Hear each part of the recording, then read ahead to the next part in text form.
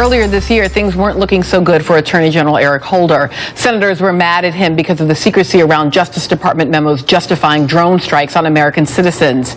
And there was that whole mess about going after reporters' records in leak investigations. And there was open speculation that he was a liability for the president and had to go.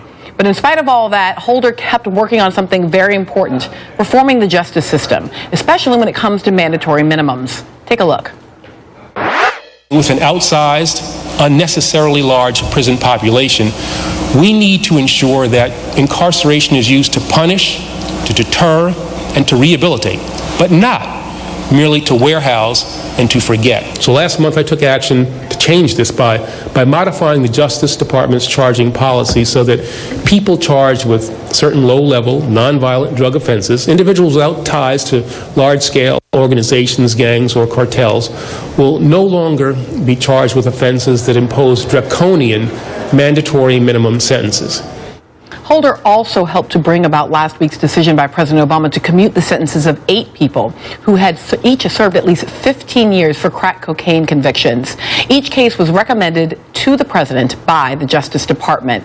So we wanted to go to Attorney General Holder, and this in part, Sherlyn, because I was teasing a little bit in the last block around sort of, this notion of marijuana legalization, and it all gets kind of talked about in this laughing, oh, the stoners will be out on New Year's Eve kind of way, rather than the fact that this is deeply tied to this drug war that has had this profound impact, particularly in black communities. Listen, the reality is that on the ground, what these kinds of marijuana arrests have done, and this overcriminalization of a drug that is actually not more harmful than alcohol has done, is it has decimated the lives of predominantly African Americans, their families, and their communities.